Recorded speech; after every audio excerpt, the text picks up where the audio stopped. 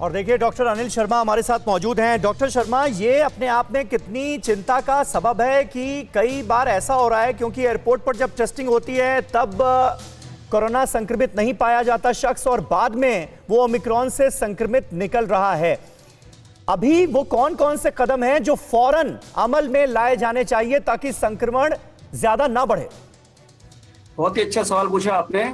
बस ये देखिए, जैसे बॉम्बे हॉस्पिटल की मैं बात करूं, 10 दिन पहले तक 90% बेड खाली थे बॉम्बे हॉस्पिटल के अंदर कोविड के, और आज की तारीख में 90% जो बेड है वो ऑक्यूपाइड है, यानी खाली 10% बेड खाली हैं नए पेशेंट के लिए। हमें क्या करना है कि बेवजह हॉस्पिटल में एडमिट नहीं करना है। दूसरी चीज, RT-PCR की जो डायग्नोसिस करने की एफिशिएंसी है वो 70% है। यानी मान के चले अगर 100 लोगों को आप माने कि कोविड है तो 70 के अंदर ही वो पॉजिटिव आएगा। तो रैपिड एंटीजन में 50% और RT-PCR में 70% की वो पिकअप कर सकते हैं। RT-PCR में 30% लोगों को कोविड होते हुए भी पता नहीं पड़ सकता। ओमिक्रॉन की खराब बात क्या है कि हल्के सिम्टम्स आने से पता नहीं पड़ता है, मिस हो जाता है।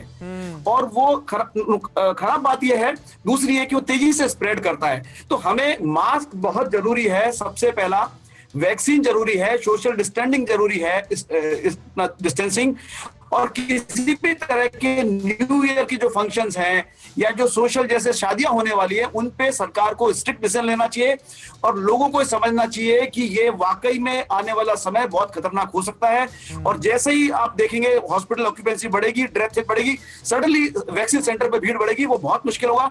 ये पीक ऐसे नहीं करनी है, हमको फ्लैट कर्व करना है। यानी 300 पेशेंट एक महीने में देखने की बजाय 100 पेशेंट 3 महीने हम देखें तो हम मोर्टेलिटी कम कर सकते हैं, नहीं तो हमारी व्यवस्था चरमराने वाली है। डेफिनेटली जनवरी और फरवरी बहुत मुश्किल समय होने वाला है। अच्छा डॉक्टर अनिल शर्मा, जिस बात का आपने भी जिक्र किया कि अगर कोई ओमिक्रॉन से संक्रमित है तो मुमकिन है कि वो एसिम्प्टोमेटिक भी हो सकता है और उसमें हल्के फुल्के लक्षण भी हो सकते हैं, ऐसा उसके लिए तो कम खतरनाक हो सकता है, लेकिन उसके जरिए अगर कोरोना ट्रांसफर होता है तो मुमकिन है दूसरे के लिए ज्यादा खतरनाक हो जाए। ये संभावना भी तो है। बिल्कुल बिल्कुल बिल्कुल, आपने बिल्कुल सही बोला। तो वो जो स्प्रेडर है वो बहुत डेंजरस है। किसी की इम्यूनिटी अच्छी है तो वो तो बच जाएगा, लेकिन उसमें से जब वो फैलाएगा तो बाकी लोगों को तो रिस्क है। और ये ऐसा बिल्कुल भी गलत जो मैसेज आ रहा है कि ओमिक्रॉन हल्का है, कुछ तो व्हाट्सएप यहाँ तक आ रहे हैं कि Omicron is just like a vaccine, तो ये बहुत अच्छी चीज है।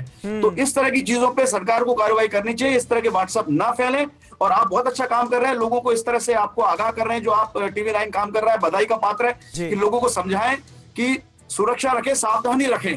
डरने की बात नहीं है, लेकिन सुरक्षा रखें, हाथ को धोते रहें, सोशल डिस्टेंसिंग रखें, मास्क लगाएं और वैक्सीन का प्रयोग करें।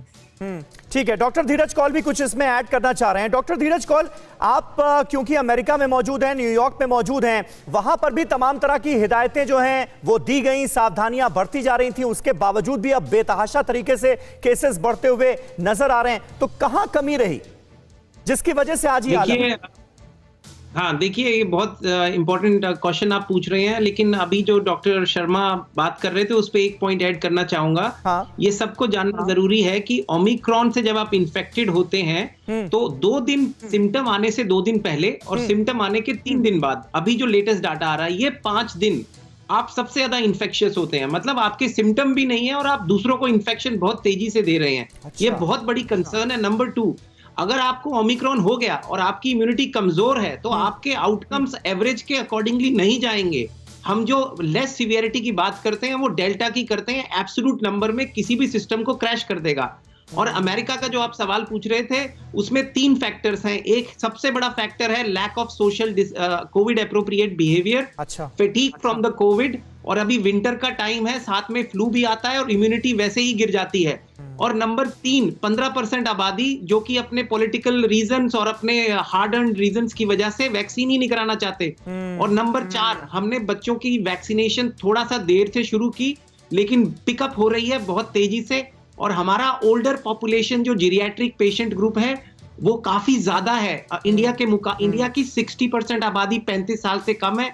हमारी एक बहुत बड़ी आबादी 65 साल से ऊपर है, डायबिटीज, हाइपरटेंशन, कैंसर के बहुत सारे पेशेंट्स यहाँ पे हैं, इसीलिए उनकी इम्यूनिटी कमजोर है, उनके आउटकम वर्स आप होते जिन बातों का जिक्र कर रहे हैं वो चिंताजनक है हमारे देश के लिए भी, भारत के लिए भी, क्योंकि हमारे यहाँ भी 3 जनवरी से ही बच्चों का वैक्सीनेशन जो है वो शुरू हो रहा है और 10 जनवरी से जो 60 साल से ऊपर के जो हमारे बुजुर्ग हैं उनको बूस्टर डोज दी जाएगी, हमारे हेल्थ कर्मियों को, स्वास्थ्य कर्मियों को बूस्टर डोज दी जानी है। इसलिए आप जो कह रहे हैं वो बहुत इंपॉर्टेंट है हमारे लिए भी।